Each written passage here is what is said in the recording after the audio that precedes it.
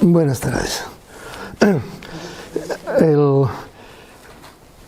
Antes de entrar en el tema de Clara Campoamor, quería hacer alguna pequeña precisión sobre el sentido de estas charlas. Yo vengo aquí a dar una charla sobre historia, no sobre política. De política estoy encantado de hablar con quien corresponda, pero no es ni el momento ni el lugar. De tal manera que yo no voy a discutir con Largo Caballero, ni con Negrín, ni con Azaña, ni con Gil Robles, ni con Lerroux, porque están muertos. Y como están muertos, no puedo discutir con ellos. Es muy cómodo discutir con un muerto porque tú te sabes el final de la historia y él no se la sabía. Así que no es justo querer hacer política de la historia. La historia es historia y la política es política. Yo vengo con la intención de traer la voz de aquellas gentes, no de discutir con ellas, sino de traer su voz. Un historiador o una persona que se dedique a la historia tiene que tener, obviamente, pues unos maestros, tiene que haber leído a los maestros, a Paul Preston, a Malefakis, a Gabriel Jackson, a Viñas. Son los autores a los que hay que haber leído, pues porque te dan una estructura del mundo, porque te crean la visión general. Pero para hacer historia eso no sirve para nada.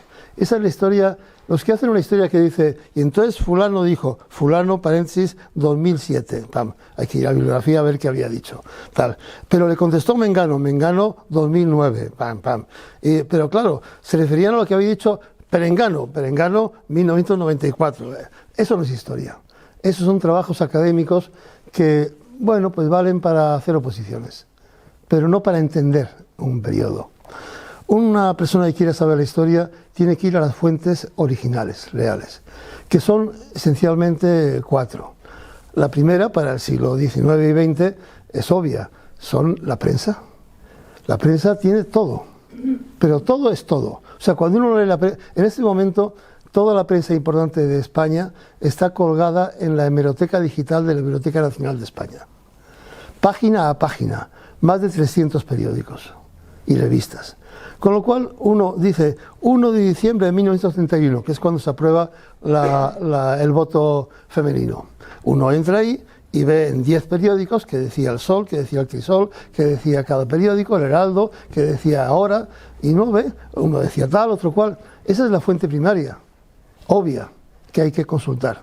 La segunda es muy interesante, son las memorias, los libros autobiográficos, las entrevistas, los libros de ese tipo, que aunque se dice tradicionalmente que en España no es costumbre escribir memorias, no sé quién lo dice porque hay miles y miles de memorias. Otra cosa es que sean mejores o peores, claro. Las memorias de Winston Churchill son muy buenas, era premio Nobel de literatura, o sea que lo cual no significa nada, en mi opinión. Pero bueno, era un buen escritor.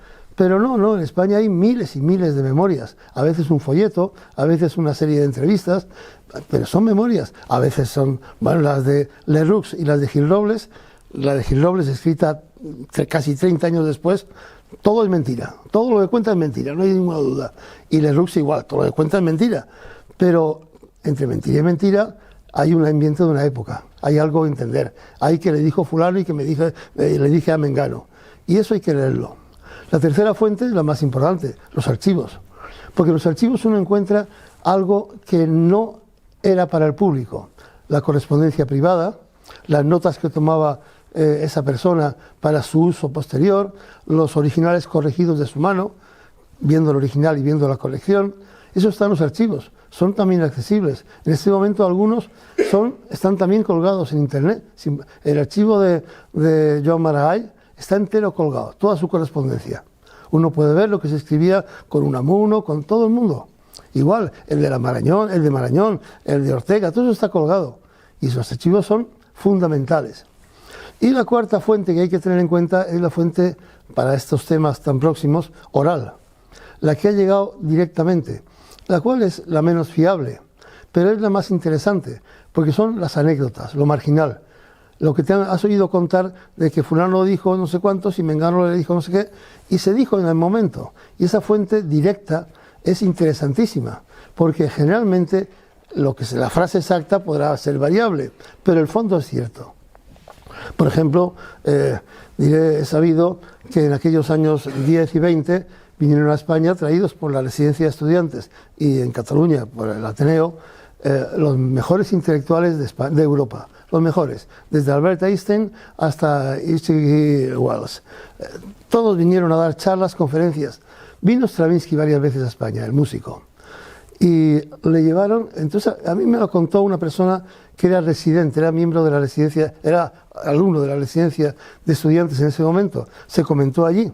Le llevaron a oír a la Pavón, a la Niña de los Peines, pero no en un teatro, no, en un teatrillo de un pueblo de, creo que de Badajoz, no me acuerdo bien de eso. Y le preguntaron luego, ¿qué le ha parecido, maestro? Y el comentario que a mí me contó una persona que estaba en ese ambiente dijo, lo que más me ha sorprendido es, todo el público eran, lo que sea, 500 personas o 300, eran campesinos de Badajoz.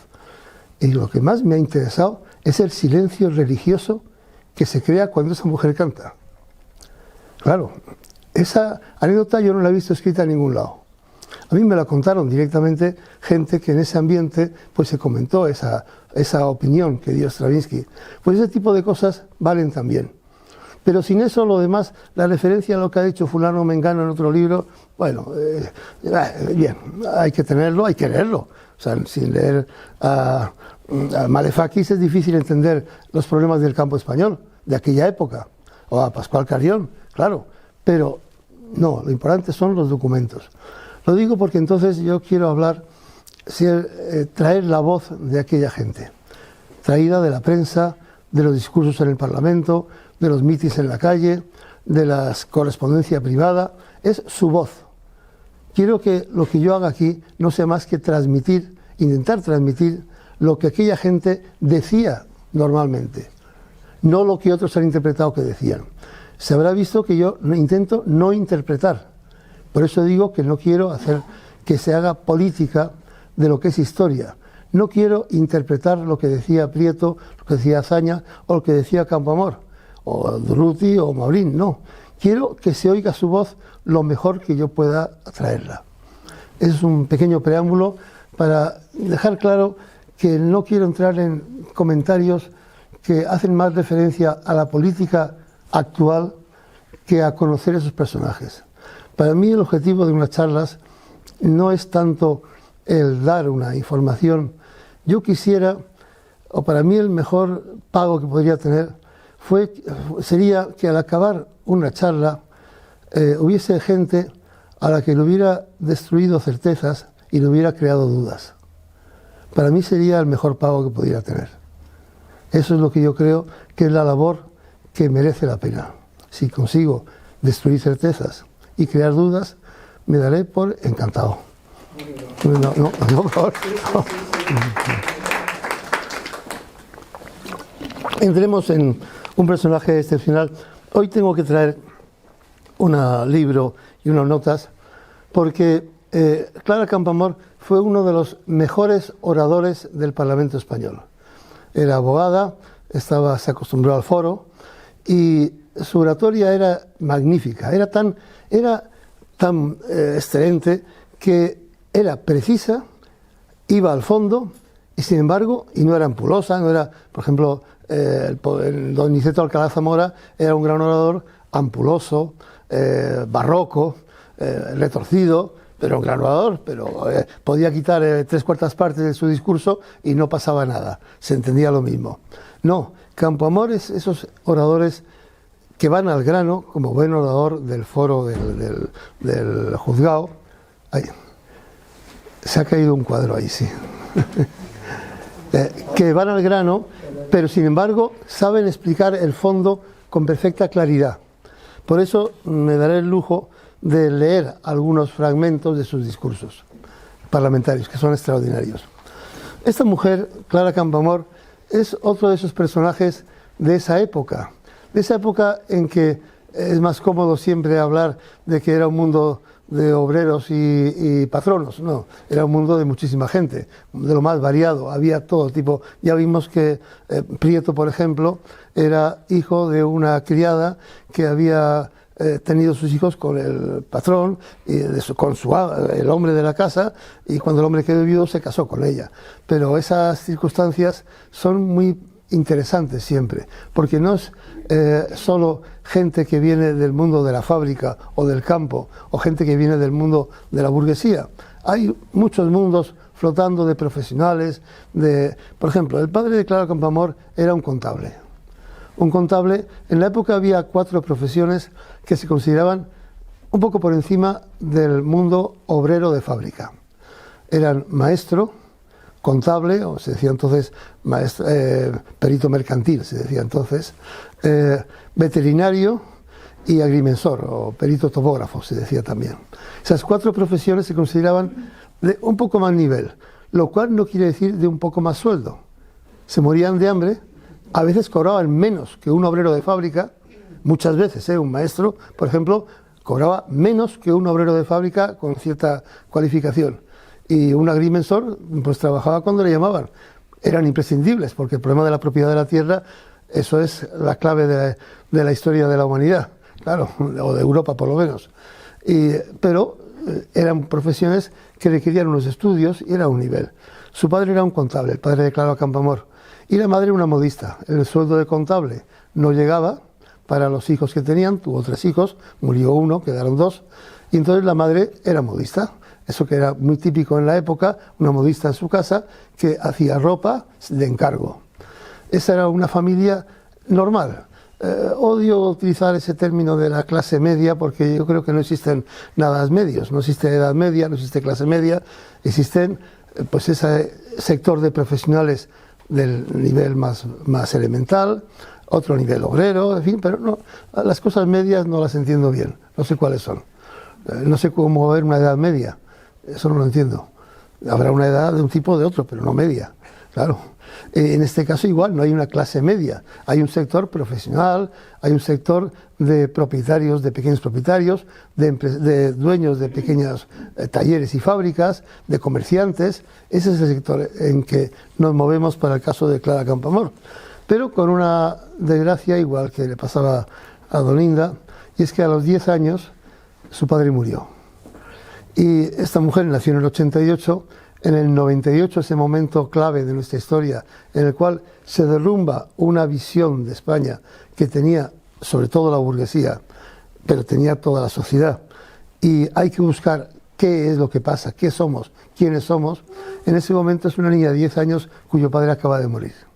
Bueno, pues a los 10 años trabaja ayudando a su madre de costurera. Un par de años después no le gusta lo de ser costurera, se coloca ¿cómo se llama esto? Detrás del mostrador en una tienda a vender. La contrata en una tienda, se pone allá de empleada. Poco después consigue también, pues tiene mucho empeño, aprende mecanografía y bueno, consigue al final hacer unas oposiciones para mecanógrafa. O sea, se llama funcionario auxiliar, o sea, la última escala de funcionariado en el Ministerio de Gobernación, como mecanógrafa y a partir de ese momento como telegrafista. Telegrafista que nada, era eso de meter las pinzas o de coger un tal, no era más. Ese tipo de trabajos. Así se pasa hasta los 23 años, trabajando en esos oficios en que al final consigue en el año 20 más o menos, consigue una plaza de profesora de mecanografía en la escuela oficial del Ministerio de Fomento, que tenía dentro la instrucción pública. Entonces pasa a otro nivel, pasa a ser maestra de mecanógrafas. Era una cosa, si uno ve la prensa de la época, como decía antes, se encuentra con cientos de anuncios de clases de mecanografía, taquigrafía para mujeres, porque era una salida que tenían las mujeres con un poco de ambición, el ir más allá de quedarse en casa, el ir a trabajar, el buscarse su sueldo, su salario por ellas mismas, y lo más sencillo, lo más propio, eran esas labores de secretaria, mecanógrafa, taquígrafa, generalmente mecanógrafa nada más. Ella tenía además la ventaja de que aprovechaba el tiempo al máximo, aprendió francés muy correctamente, de tal manera que al final de su vida, su último libro lo escribe en francés directamente y lo publica en francés, porque le interesaba, ella tenía esa pasión por saber. Y bueno, como en ese puesto, al cabo de poco tiempo, viene a Madrid, y en Madrid, porque ella había nacido en Madrid, pero la destinaron en esa posición que había ganado a San Sebastián. Volvió a Madrid, y en Madrid entró en el ambiente que más le interesaba. Con 23, 24 años, se hace socia del Ateneo. El Ateneo es el emporio de la polémica en Madrid, de la política, de la cultura, de todo. Están los cafés. Ahí conoce a toda esa gente, Carmen de Burgos, la Colombín, una mujer interesantísima, a su amiga Carmen Bernis, que será su última amiga también al final de su vida, Ácrata, a las hermanas Nelken, Margarita Nelken y Eva Nelken, que se hizo conocida con el seudónimo de Magda Donato como escritora, a Victoria Kent. Ese es su ambiente que se encuentra en el Ateneo. Y además tiene la suerte de que un director de un periódico conservador, La Tribuna, la contrata como secretaria. Este hombre, Cánovas Cervantes, la trató muy bien y la empujó. La empujó y empezó a escribir y a publicar en la prensa. Publicar primero en ese periódico y luego vio que podía publicar más. Pero observemos que con 26 años está publicando artículos y no tiene ni el bachillerato. Así que se da cuenta y a esa edad se hace el bachillerato entero en un año y la carrera de Derecho en 2. Sí, claro. Sí. Sí, entonces a los 27 a 28 años es abogada. Está en el Ateneo en un momento en el cual se ha dado ya el golpe de Primo de Rivera. El mundo político en España y cultural es muy tenso. Es el momento en que el dictador envía a Unamuno al destierro, intenta meter en la cárcel a Valle Inclán. En fin, es un momento de una viveza. Y bueno, y en Barcelona los pistoleros de Martínez Anido, el gobernador que envía el dictador, se dedican simplemente a cazar sindicalistas, a cazarlos con una pistola, a matarlos. Ese es el ambiente. Y en ese mundillo, esta mujer encuentra la vida. Lo que luego recordará al final de su vida, las charlas de café a gritos entre ellas. Dice, eso es lo que me gustaba. Claro, y el Ateneo, ese mundo. Y entonces se pone ya a trabajar en serio. Crea unas asociaciones feministas, de las primeras que hay en España, que van por lo del voto, pero van por muchas más cosas. Crea en París, con 2 abogadas francesas, la Asociación Internacional de Mujeres Juristas. Y bueno, a partir de ahí empieza a crear asociaciones de todo tipo femenino, y además entra en los círculos del republicanismo que se está forjando el paso a la República, en la acción republicana, y ahí empieza a trabajar también, de tal manera que cuando llega el año 30, en que está organizándose la caída de la dictadura, la caída de la monarquía, y ver cómo se va a eclosionar la República, ella está metida en todo eso, y entonces ella, persona que tiene una visión muy organizada como jurista, es partidaria de las libertades públicas, de los derechos humanos, de una estructura civil seria y organizada. Y eso va y se organiza dentro del Partido Republicano Radical, que es el partido mayoritario de la República, que es el de Alejandro Lerroux, que llevaba 50 años combatiendo por la República. Se organiza en él y tiene además un peso real, Lerroux la tiene en consideración y empieza a tomar parte en la vida pública. De tal manera que cuando llegan a la República, se crea el gobierno provisional, que ya hemos comentado, y en 2 meses convoca elecciones para unas constituyentes y le admiten su candidatura.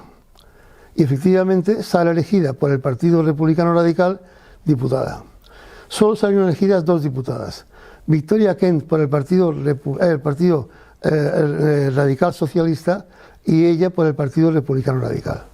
Hay que distinguir el Partido Republicano Radical tradicional de toda la vida, que buscaba las libertades públicas y la República, del Partido Radical Socialista, que era no tanto una escisión como el partido, digamos que además, es decir, los partidos radicales en Europa, en Francia, en Italia, en España, el de Italia ha durado hasta hace 15 años o 20 años. eran partidos que en lo político y en lo cívico eran muy avanzados, los más radicales y avanzados, los que decían las de libertades públicas son sagradas, los derechos humanos son sagrados, pero en lo social son conservadores y en lo económico liberales. Eso es un partido radical típico, que en España existió en aquel tiempo y no ha vuelto a existir. Quizá mucha gente, haciendo un paréntesis, en algunos tiempos más modernos, entre socialistas y conservadores, hubieran estado en un partido así, porque eso hay mucha gente que está por las libertades, pero es conservadora en lo social. Mientras que a su lado se creó el Partido Radical Socialista, que era un partido que sí tenía una visión avanzada en lo social, en un mundo, en una Europa en que el capitalismo se le veía como derrumbándose. El capitalismo se derrumbaba en Europa a ojos vistas. Había habido una Primera Guerra Mundial, el caos era total, una crisis en la banca y en las finanzas mundiales, el paro era por todas partes, nacía el fascismo, el comunismo había que el país más grande de Europa.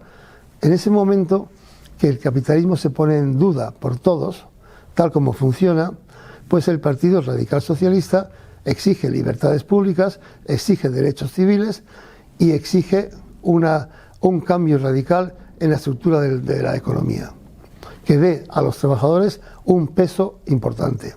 A su izquierda queda obviamente el Partido Socialista, que lo que quiere es el poder para la clase trabajadora, que es una cosa que no es contradictoria con las libertades públicas y con los derechos civiles. No es en absoluto. De hecho, ya explicamos la visión de Indalecio Prieto, en la cual coinciden perfectamente un poder obrero con las libertades públicas. El caso soviético era diferente. Y claro, la duda es, ¿puede llegarse a alcanzar un mundo con un poder obrero real que implante unos derechos para los trabajadores reales, profundos, y a la vez mantener las libertades públicas y los derechos civiles? Esa es la polémica del momento. Y es una polémica que vive y que hace que haya eso, unos republicanos conservadores en lo social, unos republicanos progresistas en lo social y unos socialistas que son, además de derechos civiles, el poder para los trabajadores. Había un partido más, que es el partido que montó en aquel momento, en aquel periodo, Manuel Azaña, en ese momento Acción Republicana, posteriormente Izquierda Republicana, que era un partido que tenía la visión de romper con ese pasado histórico republicano demasiado ligado al siglo XIX y a unas tradiciones republicanas que Azaña y mucha gente a su alrededor consideraba ya obsoletas, que no correspondían a la época de crisis del capitalismo, que había que entrar con otra visión diferente.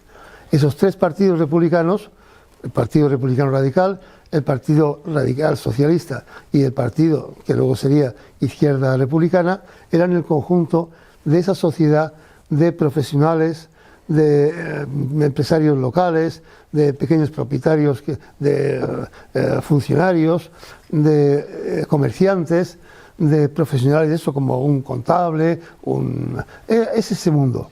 Y ese mundo en ese momento en España es no mayoritario, pero sí el centro de la sociedad española, realmente. A un lado queda el mundo obrero puramente y a otro lado el mundo de los señores que incluye el mundo de los caciques en los pueblos, de los criados, para cobrar a los campesinos. Toda esa gente rica tiene lo que entonces se llamaba apoderados, unos tipos que les tocaba ir por todos los pueblos de su amo a cobrar a los campesinos, a ti el arriendo de la tierra, a ti las ovejas que han pastado, a ti no sé cuántos. Pues ese mundo es el de la reacción, digamos, unido en España al peso descomunal de la Iglesia Católica, que no hay que añadir que es conservadora. Debo decir, sin embargo, que en las Cortes de la República, que hubo tres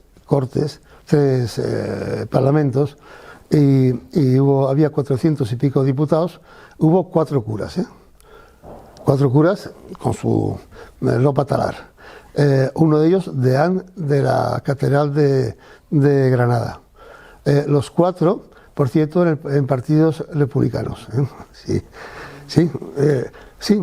Algunos estrambóticos, como Basilio Álvarez, que era un cura que estaba en contra del celibato, lo cual lo demostraba porque vivía con su pareja y tenía 2 hijos, y no lo ocultaba, lo decía públicamente. Sí, claro, sí. Era conservador, era del Partido Republicano Radical, y era un hombre de ideas conservadoras, pero republicano, y estaba en contra de la dictadura de la Iglesia. De eso hubo hasta 4 curas que fueron. Doriga murió en el exilio en México, era cura también.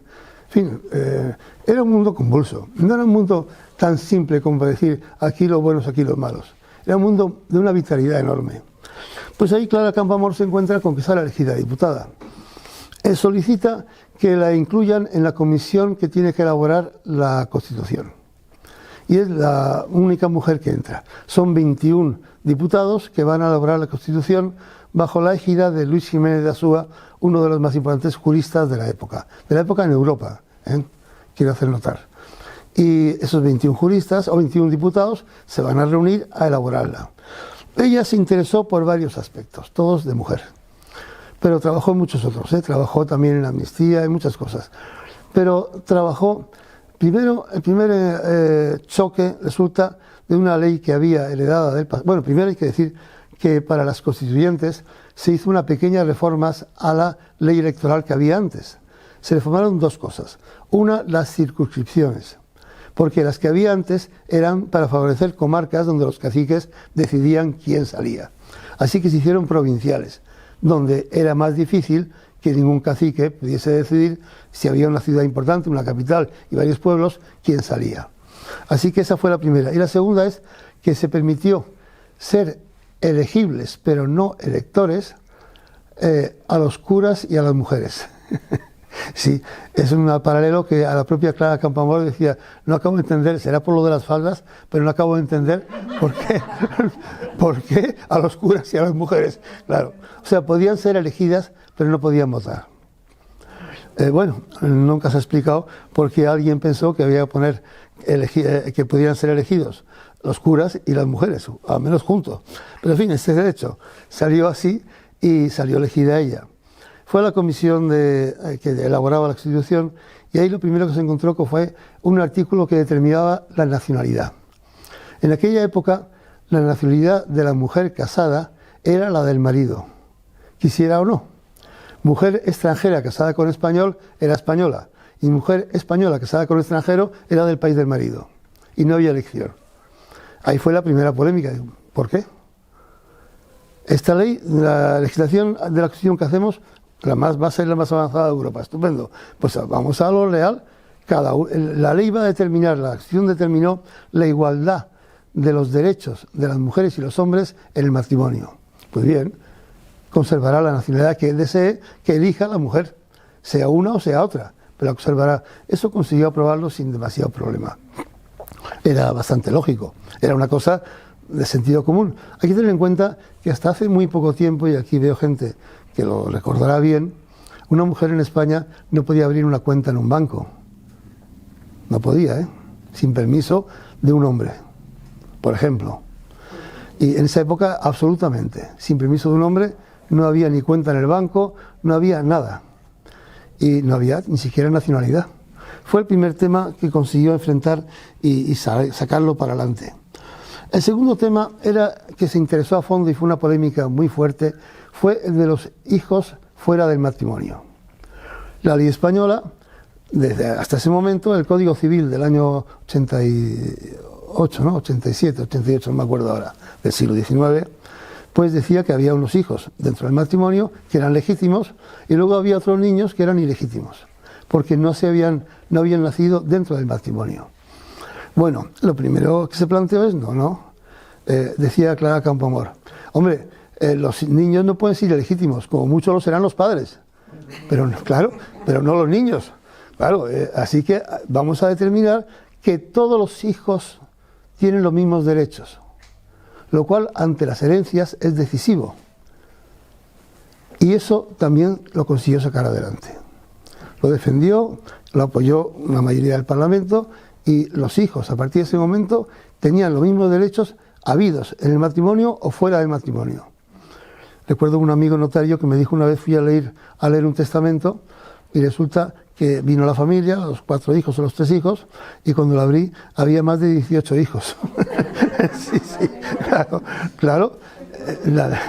Pues sí, eso es lo que se podía ir avanzando. Los hijos eran legítimos siempre. Hubo más aspectos de los derechos de la mujer que se fueron elaborando en este proceso de crear la Constitución. Pero al llegar el mes de septiembre llegó el punto clave, el voto de la mujer. El voto de la mujer era un problema, porque efectivamente los socialistas, excepto una pequeña parte, Prieto entre ellos, decían el voto de la mujer no es fundamental. Todas las mujeres de los obreros van a votar por unas reivindicaciones obreras. No tenemos ninguna duda, ninguna. Así que el Partido Socialista apoya con todo entusiasmo el voto de la mujer. Ya digo, Prieto y unos pocos diputados más no estaban de acuerdo y no pudiendo votar en contra de su partido, se salieron de la sala en el momento de la votación. Pero el Partido Socialista votó casi unánime en ese sentido. Y las clases privilegiadas y más altas, obviamente decían, nuestras mujeres, claro que queremos que voten, van a votar lo mismo que digamos nosotros, no hay ninguna duda. Así que la tesis era, entre el mundo obrero y el mundo de las altas esferas, lo que haremos con el voto de la mujer será duplicar los votos. Donde había un voto, ahora habrá 2. Y en ese sector intermedio, liberal, republicano, ahí había un problema. Y es que todos ellos eran de la idea de que sus mujeres estaban atadas al confesionario. Esos señores liberales, abiertos, laicos, progresistas, que estaban contra la Iglesia, que estaban contra los curas, que se comían a los curas fritos, sin embargo, pensaban, pero mi mujer va a la Iglesia todos los días, y se confiesa todos los días, y tiene un director espiritual. Vaya. Y entonces todo el mundo republicano se manifestó en contra, literalmente. No podemos permitir que las mujeres voten porque nos hunden la República. La República es una república de ideas avanzadas, no es una república laica. No podemos permitir que las mujeres voten. Un problema, ¿verdad? Pues ahí empezó una polémica que fue la más interesante y la que le costó muchas amarguras a Campoamor, pero ella fue la defensora, fue prácticamente la única que llevó la voz. Había 2 niveles, el primero era votar en la comisión y el segundo era votar en el pleno, definitivamente. En la comisión el follón no fue pequeño. El problema para Clara Campoamor es que estaba rodeada de hombres, solo había 2 mujeres. Y la otra mujer, Victoria Kent, por desgracia, era de la opinión de que era muy peligroso también que votasen las mujeres. Así que se encontró ella sola, rodeada de hombres que decían, bueno, qué barbaridad. Pero claro, lo peor no es que dijeran eso, es que las discusiones empezaron a subir de tono hasta un punto zafio, grosero, machista. Los términos en que se discutió fueron los peores términos. Ella mantuvo una entereza absoluta y una convicción absoluta y nunca respondió de una forma tal como le reclamaban a ella. Y es donde yo prefiero leer algunas de sus intervenciones en el Parlamento, porque son... Lo primero es que el artículo que había elaborado la comisión decía, el que había elaborado la comisión para debatirse dentro de la comisión, decía, no podrán ser fundamento de privilegio jurídico el nacimiento, la clase social, la riqueza, las ideas políticas y las creencias religiosas. Punto. Se reconoce en principio la igualdad de derechos de los 2 sexos. En principio. ¿Y qué significa en principio? Bueno, claro, en principio es, hombre, es que no podemos hacerlo porque si lo hacemos ahora, pues claro, en principio se va a hacer. Hace falta darle el voto a la mujer, pero no podemos. En principio, ya iremos viendo cómo hacerlo, Claro, para una jurista con una cabeza bien formada, el asunto no encaja. Oiga, o sí o no. No hay en principio. Hay o tenemos los mismos derechos o no los tenemos. Y no hay más. La discusión se agrió bastante. Eso me obliga a leer algún pequeño párrafo de la barbaridad. Dice,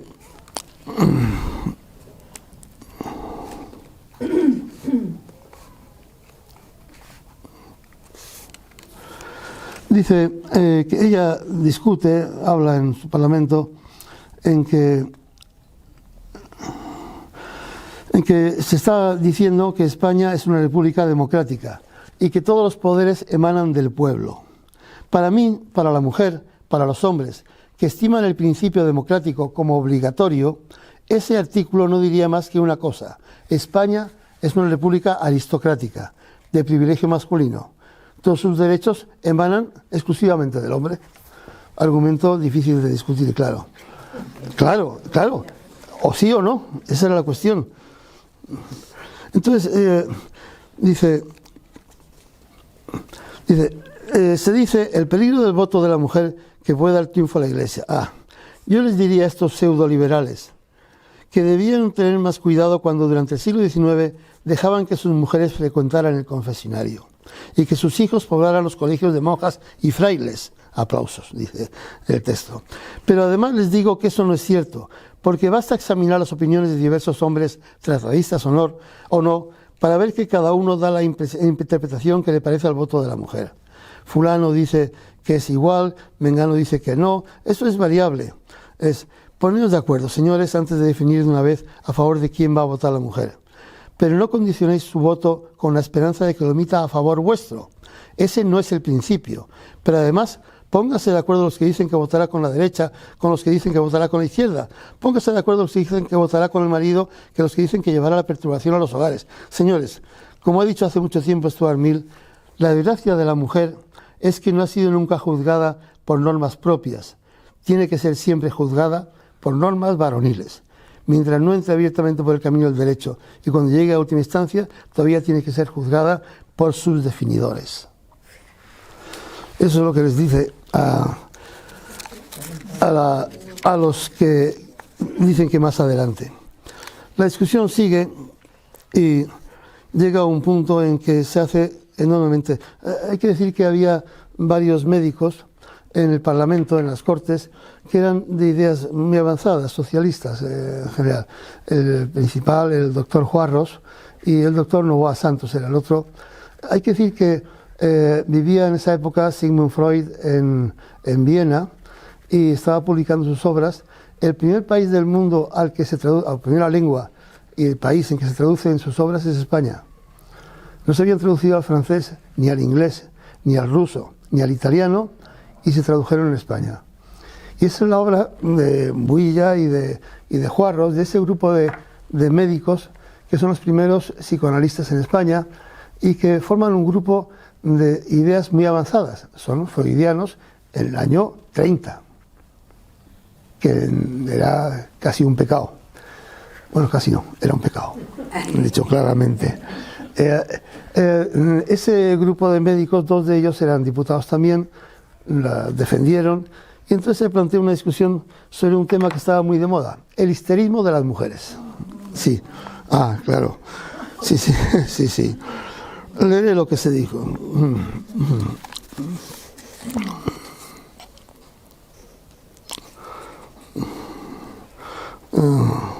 Dice un diputado de la derecha, dijo: el destino de la República, si en un futuro muy próximo hubiésemos de conceder el voto a las mujeres, sería seguramente una reversión, un salto atrás.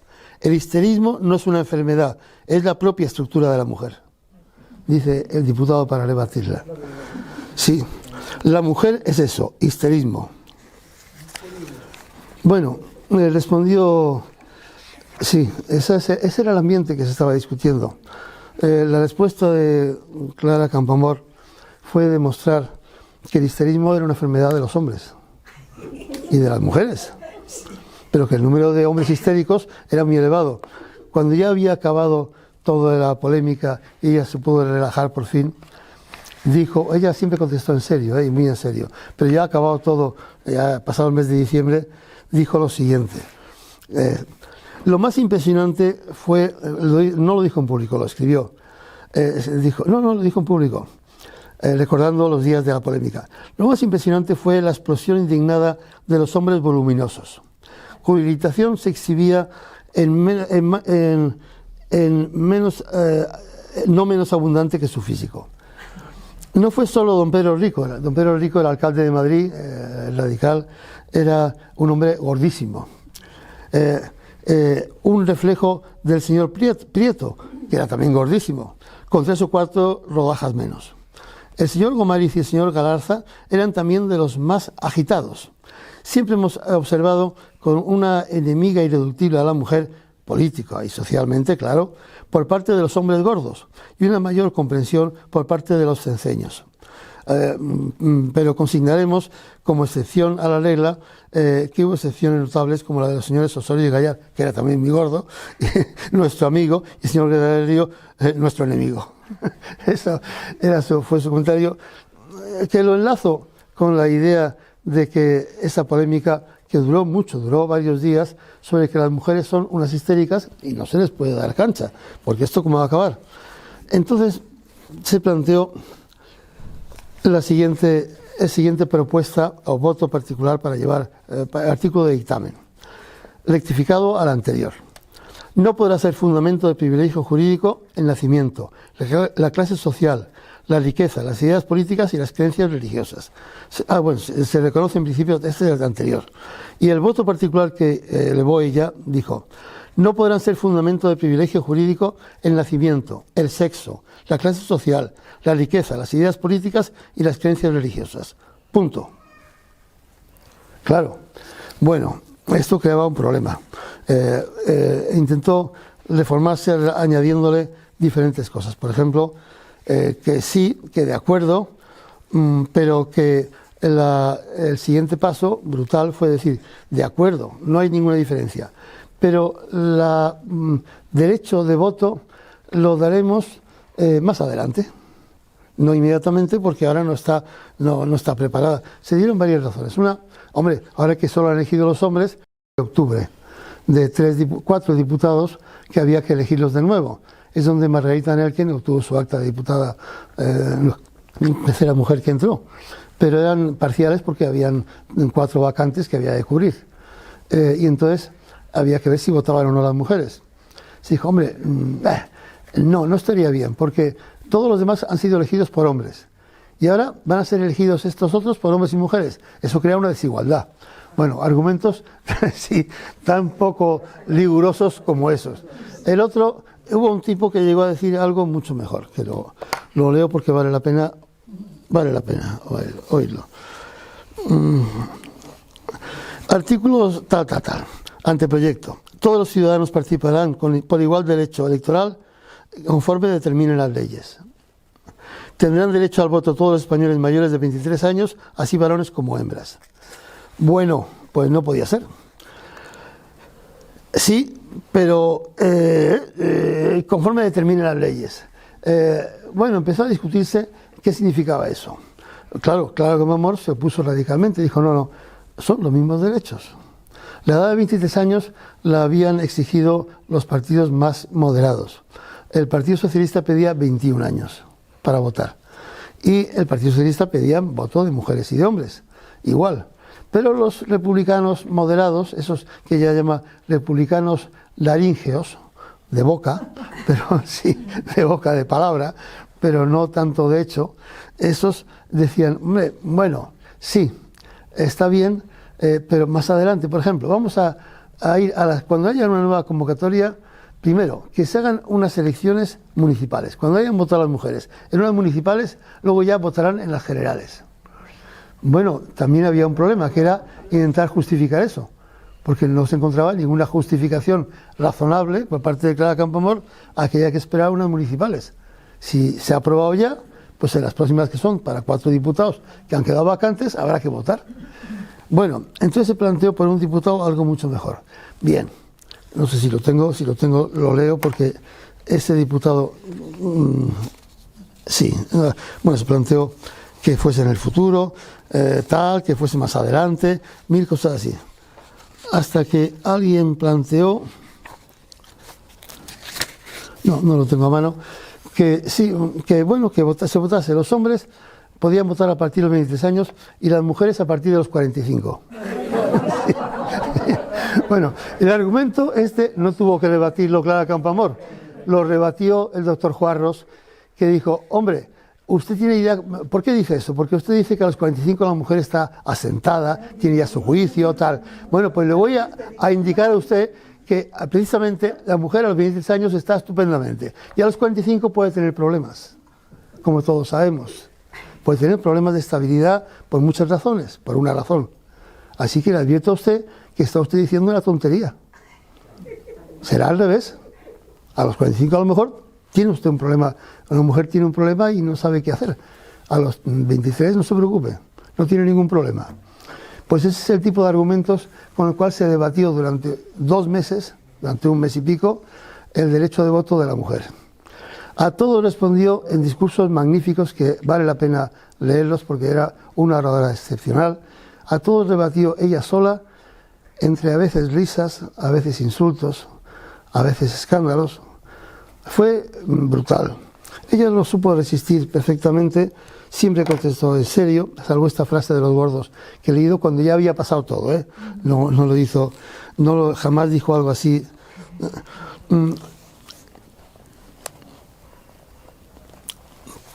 Les decía, ¿qué es lo que habéis hecho? ¿Queréis que no vote la mujer porque va a votar al confesionario? Bien. ¿Y por qué va a votar al confesionario? Porque va a votar al confesionario. Son vuestras mujeres, ¿no? Y lleváis 30 años luchando por la República y vosotros no las habéis convencido a ellas. No las habéis podido convencer. Las tenéis al lado. ¿A quién queréis convencer entonces? ¿A quién quiere convencer estos partidos republicanos que no han sido capaces de convencer ni siquiera a sus propias mujeres? Pénselo. Ustedes han fracasado. Ustedes están muy contentos de que sus mujeres efectivamente vayan al confesionario y que sus hijos vayan al colegio de monjas y de curas. No van por buen camino. Si son republicanos, son laicos, empiecen a trabajar con sus mujeres. Porque aquí las mujeres de los obreros van a votar posiciones obreras y las mujeres de los aristócratas van a votar posiciones aristócratas y las mujeres de los republicanos liberales que van a votar lo contrario de lo que piensan ustedes. Aquí no encajan las cosas. Esa fue una polémica, duró varios días en septiembre. El PSOE fue muy radical en eso. Les llega a decir, dice en medio de la discusión, dice un diputado, porque en aquel momento en el Parlamento no había micrófonos, se hablaba en voz alta y el taquígrafo cogía también lo que se oía de la gente. Fulano dice no sé qué, se oye una voz que tal, pam. Y en el momento que ella defiende no sé qué, dice dice un diputado, sí, las mujeres se manifiestan y dice, en las procesiones. Y ella contesta, en las procesiones, ¿es que no les remuerde la conciencia a ninguno de los diputados republicanos presentes de haber pasado la historia en fotografías llevando el palio en una procesión? Pues no hablemos de esas cosas, porque lo que aquí importa es el principio. Es el principio, señor Pérez Madrigal. La República me importa tanto, por lo menos, y digo por lo menos, como usted, como su señoría. Precisamente porque la República me importa tanto, entiendo que sería un gravísimo error político apartar a la mujer del derecho de voto. La restauración, dice el señor Pérez Madrigal, es lo mismo que conceder el voto a la mujer. Está equivocado, su señoría. Y frente a esa hipótesis yo tengo mía, la conciencia, la de la conciencia, la de la fe, la del fervor. No tiene derecho su señoría, en nombre de esa hipótesis, a cerrar el paso a la mitad de la población española. Esa es la polémica y con eso se llega a un dictamen que dice, un acuerdo mínimo, que dice que la mujer, que se tendrán derecho de voto los mayores de 23 años de uno y otro sexo. Es lo que se lleva al Pleno. Y ella está contenta, va al Pleno pensando ya hemos ganado, ya tenemos eso. La que se armó en el Pleno. Esa fue peor que la comisión. En el Pleno se volvió a discutir todo lo mismo. Igual, solo que multiplicado por de los 21 diputados de la comisión a los 440 del Pleno. Sí, fue espantoso. Y bueno, pues en la comisión se había votado y se había llevado en la primera votación a Pleno se había ganado por 216-264. Era el voto favorable porque habían votado la izquierda y la derecha. Pero después de que, cuando se iba al pleno definitivamente en diciembre, ha pasado el famoso artículo 26, el de declarar el Estado laico separado de la Iglesia y prohibir a las órdenes religiosas la enseñanza y el comercio, y entonces la derecha clerical se había retirado del Parlamento. Había dicho que eso no lo aceptaba y que no seguían. Y entonces había 40 votos menos. Bueno, pues la votación definitiva se gana el 1 de diciembre por 4 votos. Por 4, sí. Y se ganó, pero por 4 votos. Así quedó aprobado ese artículo. Bueno, ese es el primer paso importante de esta mujer realmente heroica, porque aguantó ella sola. Y porque hablaba muy bien. Porque era una mente capaz de responder sobre la marcha, como una buena abogada en el foro. Era capaz de responder sobre la marcha a este, al otro, de arguir y de saber a lo que iba. Y de que no podía haber argumentos que no tuvieran juridicidad. Ante una discusión de una constitución republicana, o no republicana, la que se quiera, lo primero es la juridicidad. Hay una legitimidad que se adquiere porque no hay contradicciones. Si tú pones, todo el mundo tiene los mismos derechos, y luego pones, pero unos menos, más que otros, hay una contradicción. Y ella, como buena jurista, frente a unos tipos, como ella los acusa, de republicanos de casino maloliente, dice además. Dice, sí, es así, porque se pasaban el día en el casino y en el café discutiendo, pero no había más que hombres a esas discusiones. Y ella dice, no, hay que decir que en Madrid, en aquella época, y en Barcelona, en los cafés de tertulias nocturnas, había hombres y mujeres, ¿eh? Y había muchas tertulianas, la principal fue siempre Carmen de Burgos, la Colombín, que incluso hizo un salón en su casa, donde se hacían tertulias, pero que esos cafés no solo iban, bueno, era el mundo del teatro, el mundo de la literatura, el mundo de la prensa, y había muchas mujeres que iban también, muchas no, pero había. Pero el olor de los casinos republicanos y de los cafés republicanos es lo que ella denuncia diciendo, eso es lo que tenéis. Y ahí, claro, hacéis chistes groseros, sois un poco brutos, muy machistas, no queréis que vayan mujeres, claro, no queréis que vayan. No les gusta que os vean decir las barbaridades que decís en esos casinos. Esa es le señala con el dedo. Bueno, pues todo eso le costó muy caro. Ganó. La Constitución ganó y fue una de las más avanzadas del mundo en ese momento. Probablemente la más avanzada en los sentidos civiles. En los sentidos sociales era muy avanzada, pero en los civiles era una de las más avanzadas junto a la mexicana, la checoslovaca, la rusa y la austriaca. Eran las más avanzadas del mundo en ese momento, y la española. Pero se lo hicieron pagar caro. Todo ese grupo de partidos republicanos no lo pudieron soportar. Llegaron las siguientes elecciones en el año 33 y no le permitieron presentarse. No le dieron cancha en ninguna opción republicana. Dijeron que ya había cumplido, que había estado muy bien, estupendo, pero no se presentaba. No se pudo presentar. He sabido que esas segundas elecciones las ganó o quedó en primer lugar el Partido Republicano Radical de Alejandro Lerroux, que formó gobierno. Un gobierno, como ya he explicado en otras charlas, que tenía el problema de estar en minoría. Por lo tanto, tenía que apoyarse en otro partido para gobernar.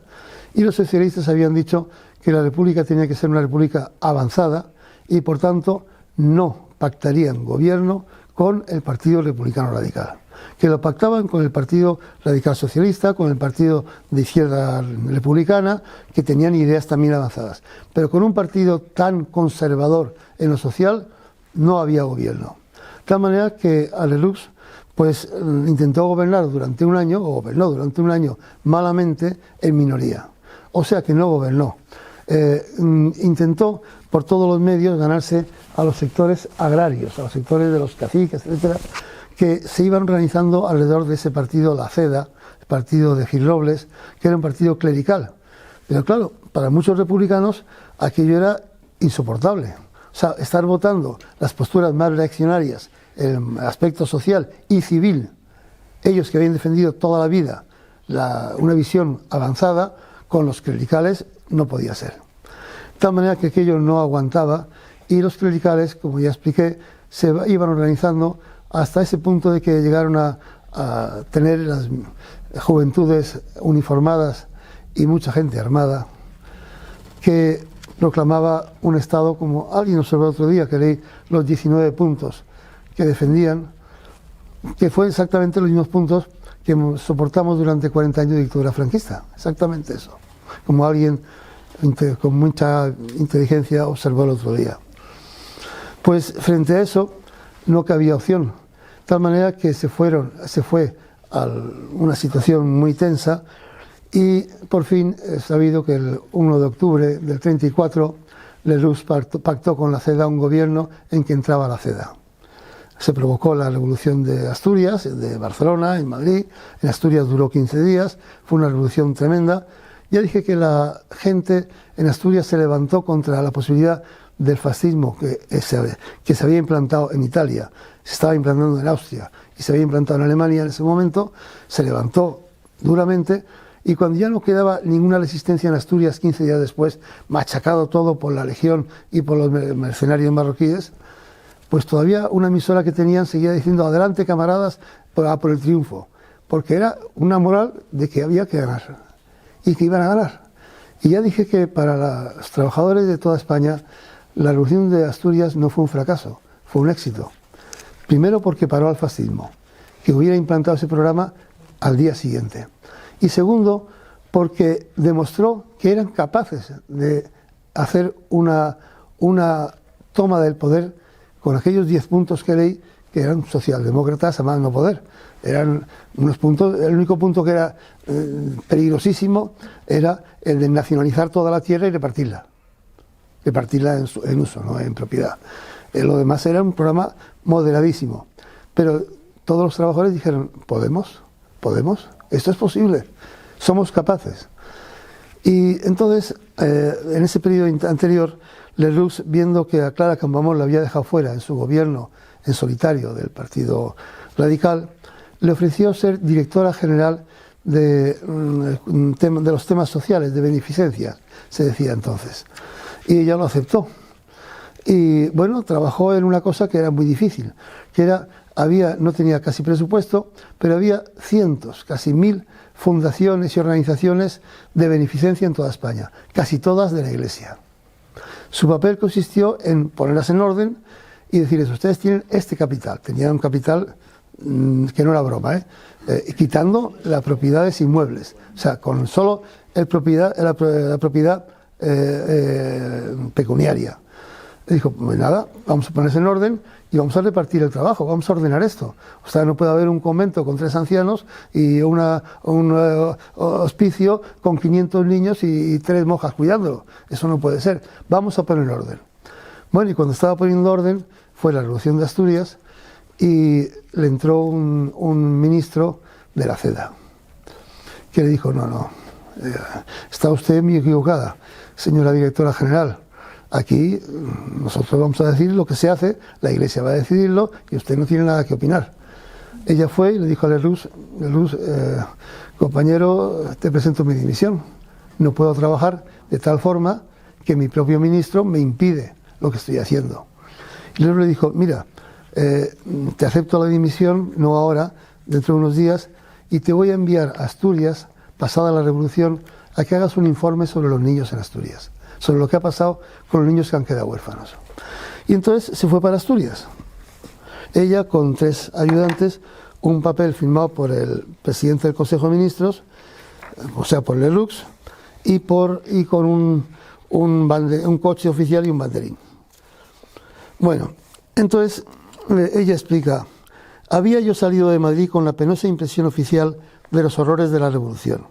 A mi llegada a Oviedo, persona que solo debía hablar con conocimiento de causa, me mostró en el campo de San Francisco el lugar donde se decía quemado vivo un fraile y me refirió como visto el episodio del cura descuartizado y vendido como tasajo con un letrero porcino en una carnicería de Sama de Langreo. A la mañana siguiente se me presentaba el coronel del Colegio de Huérfanos de la Guardia Civil en demanda de mi ayuda para encontrar a los 20 niños hijos de guardias civiles a quienes los revolucionarios habían sacado los ojos. Lo que buscamos aquellos niños. Y en el corto espacio de 24 horas he aquí lo que por mí misma constaté. Que no existían los niños ciegos. Que el cura de Sama de Langreo murió en la calle alcanzado por una bala perdida. Y fue enterrado piadosamente. Que existiendo en efecto niños desamparados, no se presentaban ellos o sus familiares o sus vecinos por el terror imperante en las barriadas obetenses a causa de las demasías cometidas en la represión. Explica entonces que hablando que se encuentra allí con Ramón Franco era republicano en ese periodo, y le dice que sobre Oviedo habían tirado 5.000 bombas desde la aviación. Ella dice, bueno, 5.000 bombas, esto es destruir 3 ciudades. Entonces le dice, no existen niños ni mujeres martirizados, mi impresión es que aquí no ha habido más horrores que los horrores de la guerra, y no han sido atacados sino los puestos de la fuerza que han cumplido honrosamente su deber resistiendo con heroísmo. Ella hace notar que la represión la llevó Franco, el hermano de Ramón, el general, la llevó por medio de los mercenarios marroquíes y de la Legión.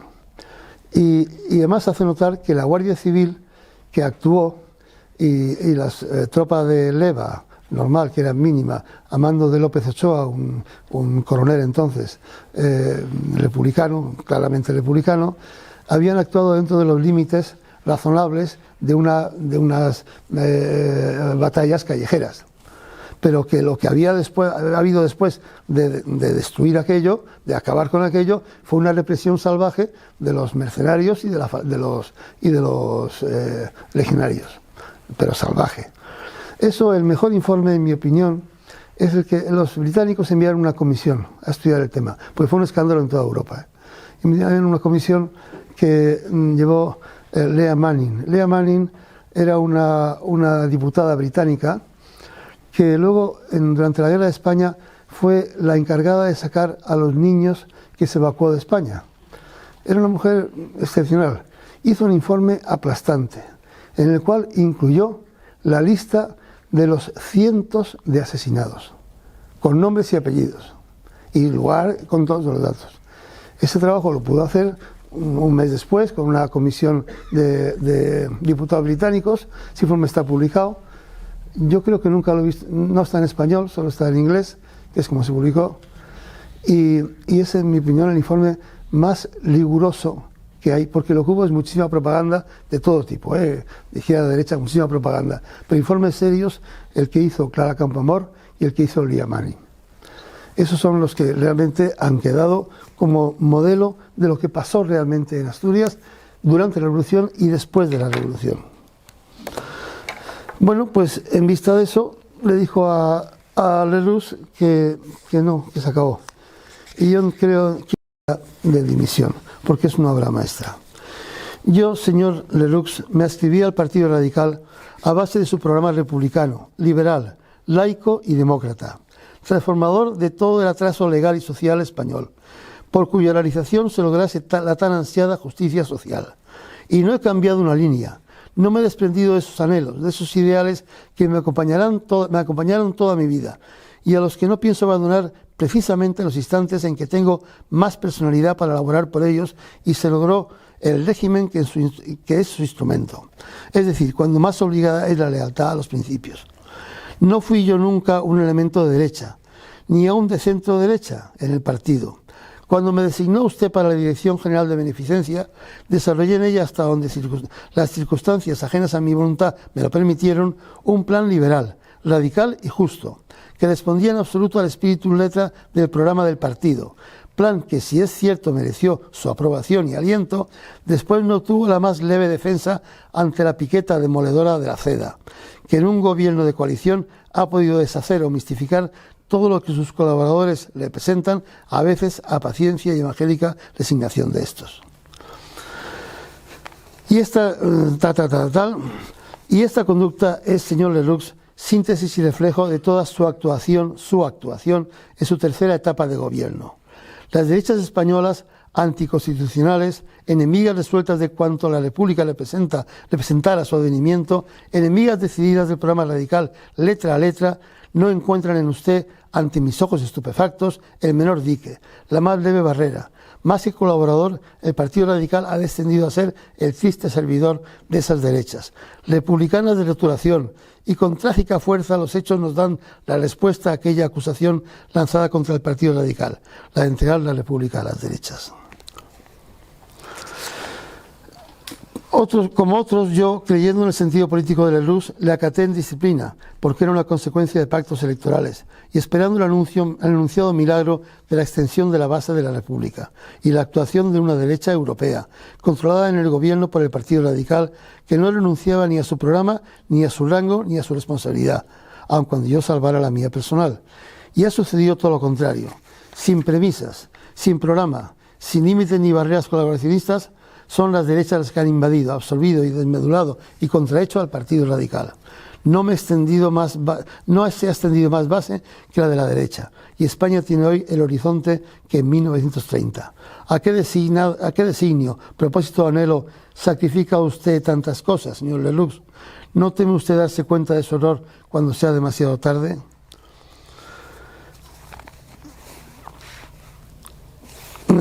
Presenta su dimisión y dice: pero no puedo ni quiero negarle que me voy con sentimiento, con el hondo y sincero pesar de ver cómo ha perdido usted, mejor, cómo ha desdeñado la posibilidad de realizar plenamente, en la última etapa de su vida, aquellos ideales generosos que propagó ardientemente en sus épocas del líder de las libertades y de la justicia. Porque yo, señor Lerroux, tenía fe en usted, en el político de las épocas de lucha, y creí siempre que usted encarnaba la fortaleza de unos principios políticos de firmeza indomable, y es usted quien metódicamente ha ido destruyendo esa realidad.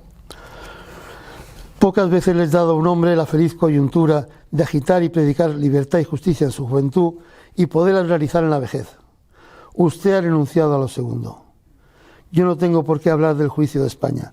Para estos efectos solo me importa el mío, que sintetizo en el acto amargo de separarme del partido que usted dirige. Se quedó a gusto y a disgusto, claro. Se quedó a gusto y a disgusto. Sí. Y quiero hacer notar que efectivamente, contrario a estas ideas comunes que se utilizan tan frecuentemente del bienio negro y todo eso, hay unos primeros 2 años de república en que gobiernan republicanos y socialistas, que son los que construyen la república. Pero luego no hay un bienio negro. Hay un año de gobierno de un Lerroux ya en declive, al cual se le van separando todos los elementos progresistas, los elementos que están comprendiendo que está España entrando en un mundo nuevo y que Europa está cambiando profundamente. Tiene una escisión que es el partido radical, el republicano radical, que es el radical independiente, que se acaba siendo la Unión Republicana de Martínez Barrios, está el grupo de Azaña. Todo eso va conformando grupos republicanos cada vez. Solo van quedando en el Partido Republicano Radical pues elementos esos de casino, es lo que va quedando. Y ese Lerroux, ya como le dice ella, usted de joven representaba la libertad, la justicia, usted podía realizarlo ahora, ha fracasado, ya se ha acabado, yo me voy, como se iban todos. Y hay un siguiente periodo que es un año de gobierno de Lerroux y la CEDA, que es la catástrofe, que es un desastre. No llega al año porque es un desastre absoluto. La CEDA, después de la Revolución de Asturias, se encuentra con que no se atreve a ir más lejos, envía unos ministros bastante prudentes, los más moderados que tiene, pero muy moderados además, pero la clave, lo que no se discute es la reforma agraria. La reforma agraria ha sido barrida totalmente en el primer año de gobierno de Lerroux por condicionamiento. Los agrarios, la CEDA, no le votaba nada si no suprimía absolutamente la reforma agraria, que se había empezado ligeramente, a una cosa que eran 4 normas esenciales, nada más. Todo eso eliminado hasta el punto de que se expulsó de las tierras a los campesinos que se habían asentado ya en ellas. Ojo, y se les dejó sin nada. Y en el periodo ese último de gobierno de la CEDA, pues ni la CEDA gobierna, ni gobierna Lerroux, ni gobierna nadie. Es un desorden absoluto y Alcalá Zamora decide disolver las Cortes, monta un gobierno de transición moderado, minoritario, absolutamente minoritario, disuelve el Parlamento, pero la disolución del Parlamento estaba muy limitada por la propia Constitución. El presidente no podía disolver el Parlamento más que una vez en todo su mandato. Una segunda vez que lo hiciese tenía que estar plenamente justificado, porque no fuese que lo disolviese para hacer un Parlamento a su gusto. Entonces, no era el caso, pero los socialistas le dijeron: usted ha disuelto el Parlamento de forma irregular y no le queremos de presidente porque usted está llevando la República hacia la posición más conservadora en las leyes sociales y por tanto vamos a cambiar. Y a partir de ahí, pues Clara Campoamor se encuentra al margen de todo. No es las siguientes elecciones del 36 no la proponen para diputada tampoco, nadie. Ella va a los tres partidos republicanos, no el Partido Radical, el de Lerroux, a los otros tres, y dice: aquí estoy, me ofrezco a ser diputada. Le ponen las más ridículas excusas para decirle que no, porque todos se sentían señalados por ella. Todos esos diputados decían: esta que nos dijo que éramos republicanos de aquí y de casino y que votasen las mujeres a los 45 años, decíamos nosotros, y ella nos decía que estábamos locos. Esta no entra otra vez en el Parlamento. Y no entró. Sí, sí, perdón. Entonces pondremos un pequeño remedio. 40 y tantos. 50 ya. El 36, ella es 88, 12 y 36, 48.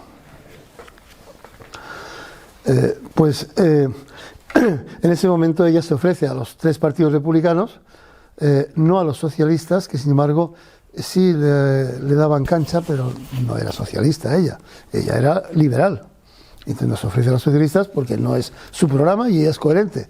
No quiere ser diputada a cualquier precio, sino al precio de sus ideas, que coinciden básicamente con Izquierda Republicana, con el Partido Republicano Radical Socialista o con la Unión Republicana, pero no con los socialistas. De tal manera que se ofrece y le dicen: no, usted no vuelve aquí.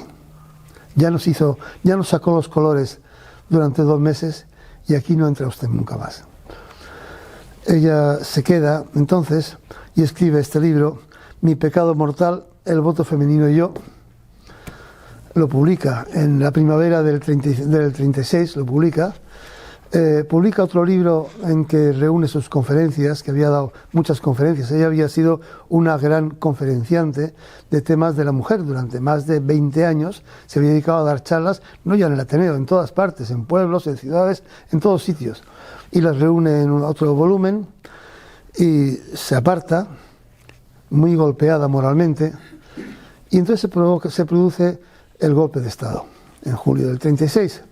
Golpe de Estado que con un gobierno muy débil. He sabido, lo expliqué el otro día, que se intenta por parte de Azaña que el gobierno lo presida Prieto, pero el ala más dura del Partido Socialista le dice: no podemos ahora volver a jugar a las mismas cartas que en el año 31.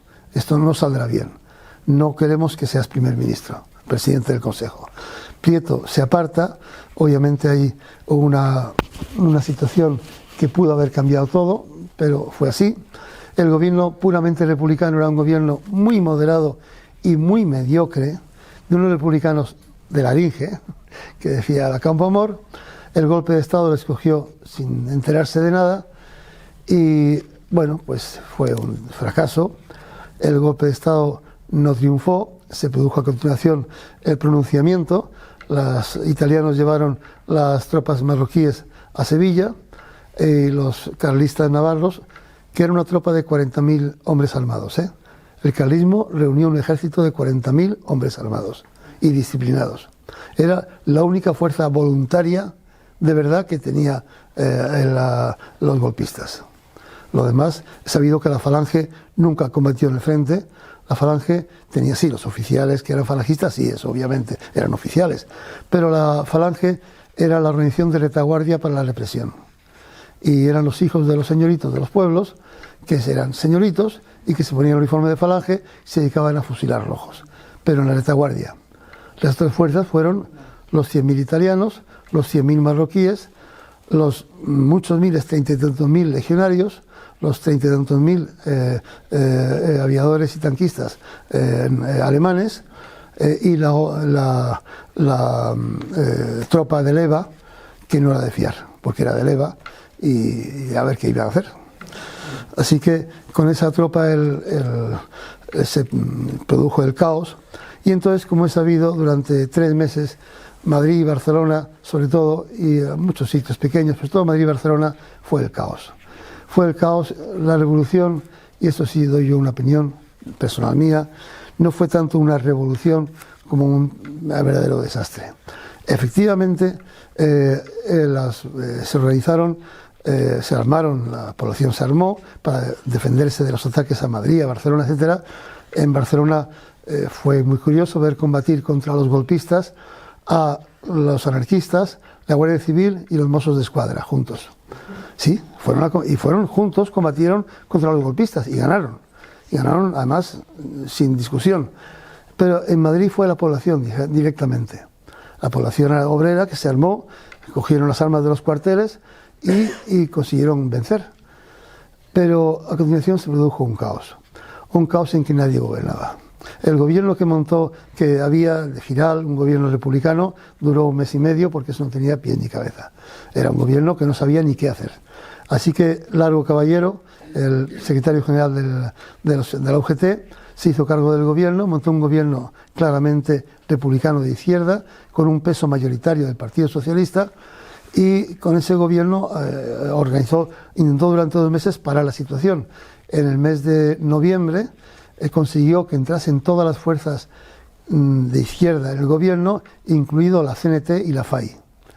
Con lo cual estaban los vascos, que eran católicos, el PNV era un partido católico, pero un partido republicano, los catalanes, que eran republicanos de ideas avanzadas en general.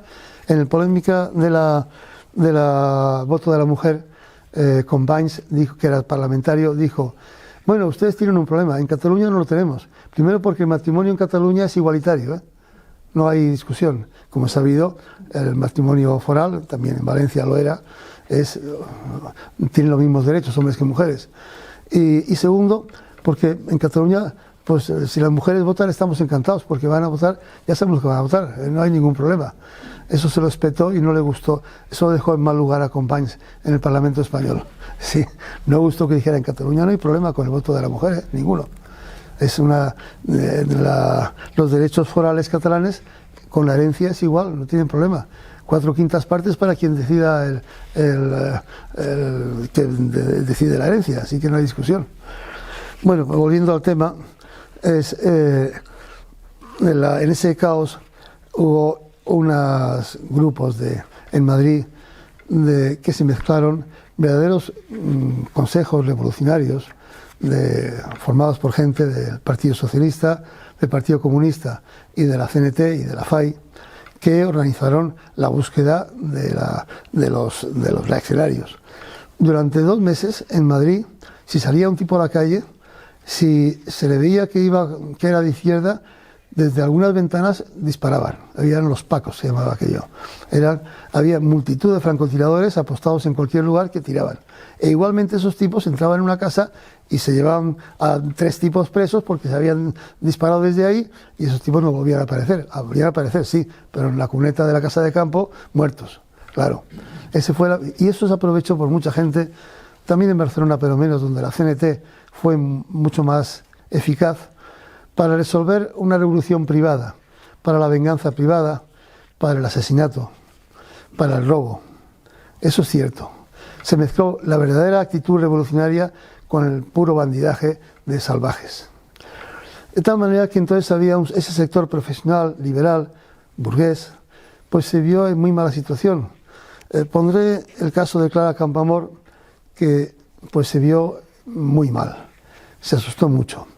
Es muy conocido el caso de un hombre muy excepcional, Castillejo, José Castillejo, que era el secretario de la Junta de Ampliación de Estudios, el tipo que durante 25 o 30 años había conseguido crear un espacio de educación en España totalmente europeo, que era la Junta de Ampliación de Estudios, que enviaba todos los años cientos de licenciados y estudiantes a estudiar a toda Europa, que creaba los centros de investigación, que creaba multitud de instancias de pensamiento, la residencia de estudiantes, la de señoritas, todo eso se fue creando alrededor de ese hombre. Ese hombre, que era muy moderado y que de ideas políticas era un simple liberal, pues vivía en una casa muy buena que se había hecho él, ladrillo a ladrillo, porque era muy buen albañil, por otra parte, y muy buen jardinero. Y hay unas memorias que escribió su mujer y se publicaron hace unos años, que era inglesa. Y ese hombre entraron en su casa a sacarlo. Bueno, no le pasó nada porque llamó a Marcelino Domingo, que era el ministro, y el ministro dijo: ese señor me lo deja en libertad inmediatamente. Pero él se asustó mucho y se fue también. Muchos de ese tipo se fueron. Se fue Baroja, también pasó la frontera. Eran liberales que no estaban en la revolución socialista, ni mucho menos. Salieron de España y ella salió. Salió muy amargada, se fue a París, cogió un barco, se fue a Buenos Aires. Hay una carta suya desde el barco a Marañón, que también se fue de España en ese momento, era otro liberal, y recaló en Buenos Aires. Allí vivió hasta el año 55, pues escribiendo, haciendo traducciones, escribiendo artículos, y hizo la biografía de Sor Juana Inés de la Cruz, esa de necios hombres que... como no me acuerdo, la fin, bueno, es igual. Vivió pues muy sencillamente. Se trajo a su hermano y a sus sobrinos a Buenos Aires, y en el 55, bueno, intentó volver a España, y la experiencia fue brutal. Volvió en el año 48 y no le dio tiempo ni de bajar del avión casi. Fue una cosa horrible. Salió amargada y golpeada e insultada y de todo. Ella, hay que decir que desde el año 30 había ingresado en una logia masónica, era masona, como eran bastantes mujeres en ese momento de este grupo. Victoria Kent, muchas mujeres pues, se integraron también, porque la masonería, que hasta esos tiempos había sido solo masculina, desde finales del siglo XIX tenía la rama que se llama, en el ámbito masónico, es rama francesa o delito francés, que admite mujeres y hombres. Y entonces estaba extendida también la masonería entre mujeres. Ella se inició en la masonería, como la mayoría de los miembros destacados del Partido Republicano Radical, que pactaron con la CEDA, pero eran masones todos. Y bueno, estuvo muy extendido. En un momento dado, en el Parlamento hay 440 diputados y 100 y pico pertenecen a diferentes logias. Eso era muy útil, porque en la logia está prohibido hablar de religión y de política. En una logia no se permite hablar de eso. Solo se permite hablar de aspectos de cultivo espiritual, de desarrollo de la sociedad, cuestiones sociales, pero nunca política ni religión.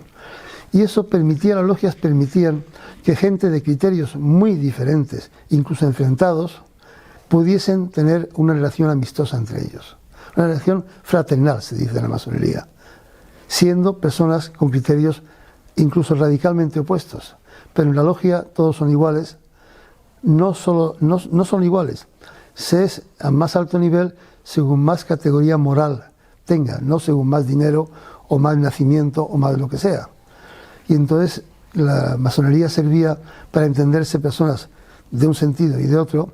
Muchos militares eran masones también, Cabanellas lo era, Queipo lo era, y permitía entenderse. Esa era la gran ventaja de las logias masónicas. Clara Campoamor lo fue. Se abandona la logia, no sigue en la logia, y volvió a España. Intentó volver en el 55, también fue expulsada. Su acusación era ser masona, por ser masón.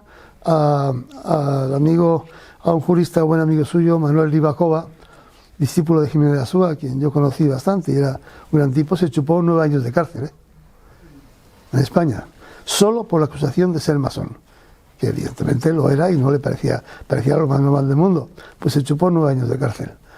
Luego ese jurista acabó siendo el autor del Código de Derecho Civil del Ecuador.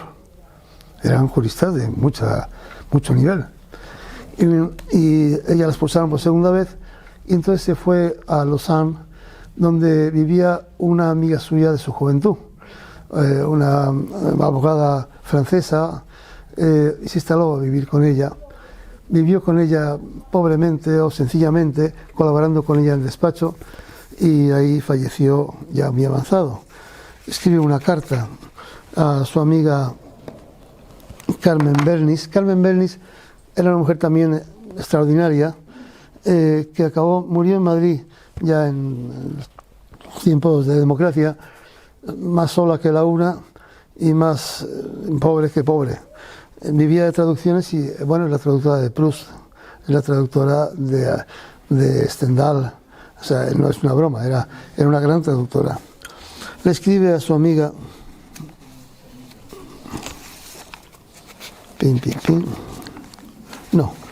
no, es muy tarde, no leo más, ya, no. Escribe a su amiga y le dice al final una frase que es muy triste. Le dice que vive ahí retirada. Dice, tengo esa frasecita tremenda que le dice: aquí tengo la paz y esto me envenena. Dice, esto me envenena. Estoy indigestada de paisaje, así. Y yo volvería a la calle, a las reuniones, a discusiones, a conferencias, a la polémica, volvería. Y aquí tengo la paz y me envenena. Y así murió. Y aquí se acaba la charla.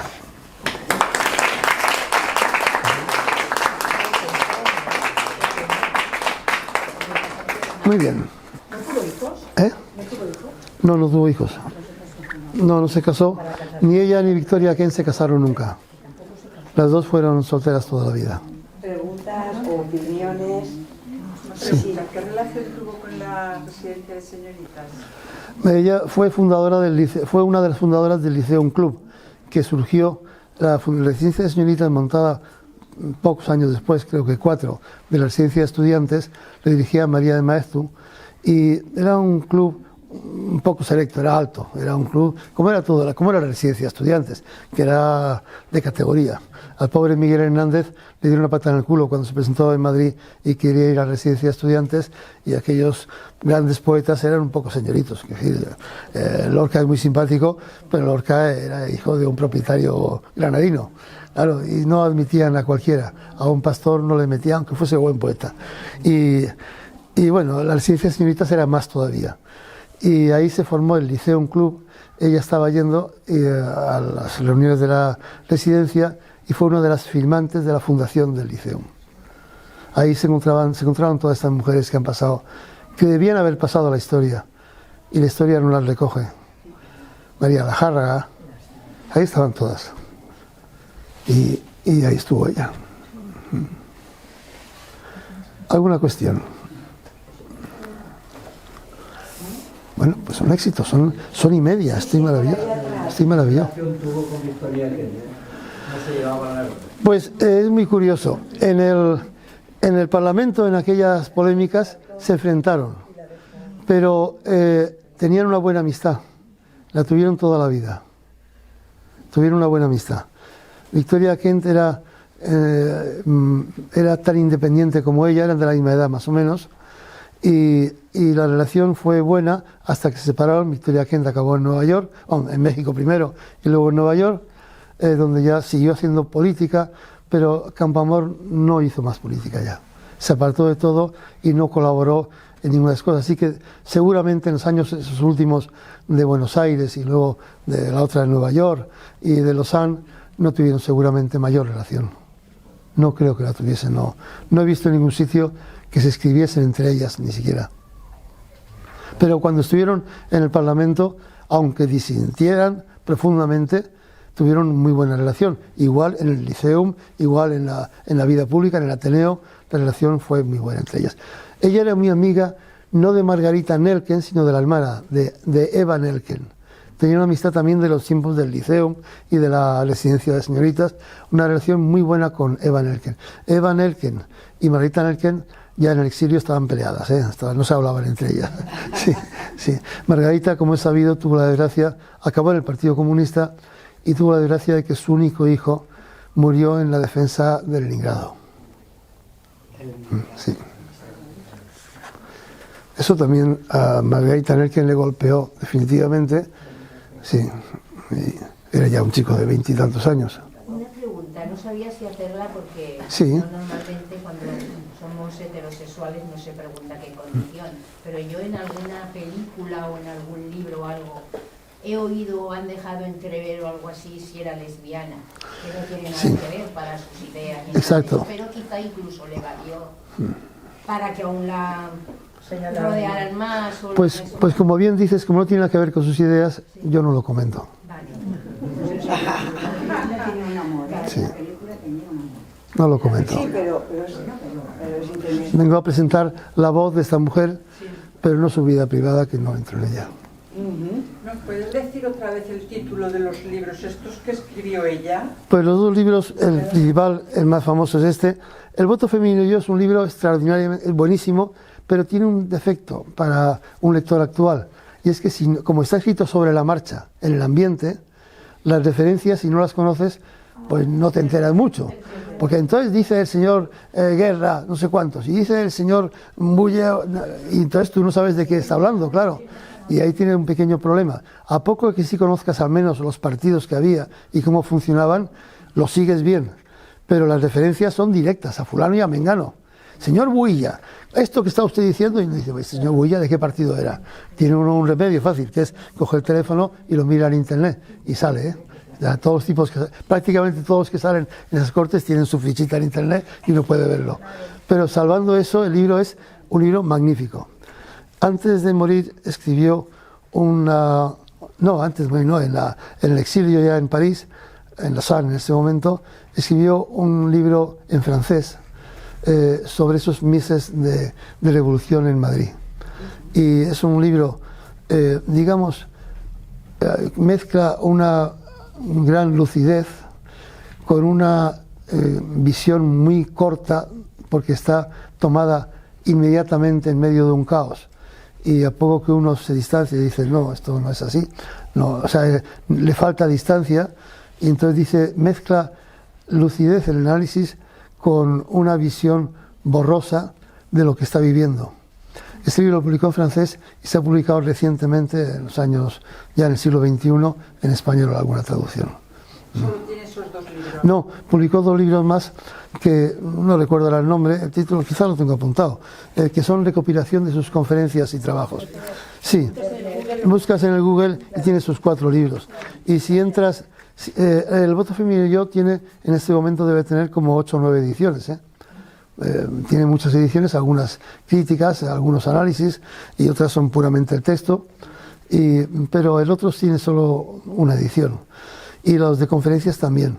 Si uno entra en las páginas de o bien Iberlibro o bien Todo Colección Libros, uno pone el autor y salen las ofertas que hay de segunda mano. Y en estos casos debo decir que, salvo algunos casos raros, nadie los quiere, ¿eh? Son libros que uno compra por 12 euros, ¿eh? De segunda mano. Sí, sí. Edición, sí, edición de 1935 y uno encuentra 14 euros. Dice, bueno, yo te tengo que dar las gracias, Juan, porque yo hay cosas que desconocía de Clara Campoamor. Ay, yo también. No, por ejemplo. Claro. A mí me ha interesado mucho el tema de la Revolución de Asturias. Me he estado leyendo incluso a Chávez, con Díaz, con Prat, todos ahí hablando de la Revolución. Me he leído todos los artículos, ¿no? Sabía lo de la inglesa. Lea Malén, sí. Una persona a recoger y a retomar muy bien, porque estamos trabajando mujeres olvidadas. Los niños vascos le han hecho un busto en el puerto de Bilbao, en Bilbao. Pero, por ejemplo, los niños llevados a la inmigración, a los niños de Rusia, le pusieron un busto en Bilbao, sí. Sí, pero yo desconocía, por ejemplo, la actuación de Clara Campoamor, de haber ido en Asturias, claro, se le cayó el mundo a los pies porque era todo mentira. Claro, una barbaridad. Todo lo que estaban diciendo era mentira. Y lo dice ella, que en mi opinión es muy de fiar. Esta mujer no mintió nunca. Pudo equivocarse, pudo decir, como dijo en este segundo libro sobre la Revolución en España, decir cosas que a primera vista estaba viendo, pero que no interpretaba más que de una forma a muy corta distancia. Pero mentir no mintió nunca. No era histérica, no. Se encontró demasiados hombres histéricos en su vida. Se pusieron muy nerviosos los hombres. Leyendo este libro uno se encuentra unos sinsentidos de hombres diciendo verdaderas barbaridades en el Parlamento sobre el voto de la mujer, que no he leído más que 3 o 4, lo del histerismo, lo del palio, no he leído más que eso, porque es que hay 20 cosas de esas impresentables. Un poquito, pero lo de que no votaran hasta los 45 años. Esa fue muy buena, Quizás sea con toda la idea, pues como claro, sabemos el índice de vida que tenían las mujeres. Sí. A 5 años no llegaba ninguna. Bueno, el tipo... El señor Builla, que era quien lo propuso, que era más carca que carca, yo creo que tenía otras ideas en la cabeza. Tenía a los 45, hará lo que yo le diga o le pego un garrotazo. Hay que decir que en la polémica del divorcio, fue muy interesante porque lo que planteó es una cosa tremenda, que no se pudo aprobar, y es que el divorcio se implantaba en España a petición de cualquiera de las partes y el juez tenía que ver si había una justificación. Y lo que propuso Campoamor y un grupo de diputados es, pero no en el de las mujeres, que podían pedir el divorcio sin necesidad de justificarlo. Porque, decía, hay que pasar por un secretario judicial, por un fiscal, por un juez, todos hombres, y explicarle cosas muy íntimas. No se le puede pedir a la mujer que en un sistema judicial solo de hombres vaya a explicar por qué quiere divorciarse. No salió. Esa la perdió. Sí. Pero quedó un divorcio igualitario en España. Cualquiera de las partes podía pedirlo y era muy difícil para el juez negarlo. Una argumentación no era simplemente la infidelidad conyugal, no era había cualquier razón razonable, el dinero, tal, no sé qué, los golpes, lo que sea, el divorcio estaba hecho. De hecho, se comprobó, ante el pánico que tenían las derechas al divorcio, se comprobó que los trámites de divorcio que se gestionaron durante la República eran mayoritariamente pedidos por mujeres. Sí. Claro. Muy bien, no hay ninguna cosa más, pues estupendo. Esta vez hay media. No, aunque no era de ella, lo de las mujeres histéricas nos ha llegado hasta hace nada. Yo no puedo ser joven, en edad casadera, de gente de alrededor, pues llevar a la madre, eso es que padece de los nervios, no sé qué, y el médico, que se casi se le irá. Sí, exacto. Exacto, sí. Eso se oía mucho. Sí, eso es exacto. Pero tuvo la desgracia de encontrar a esos médicos que eso no incluía a Marañón, pero que no estaba por esa línea, pero sí que he encontrado a unos médicos de ideas muy avanzadas. Quiero decir que ese grupo de seguidores de Freud en España pues tuvieron las carcas, la desgracia de que 2 de ellos eran diputados en las Cortes y se dedicaban a traducir a Freud al español y publicaron en España. Muy bien, pues enchanté. Corto.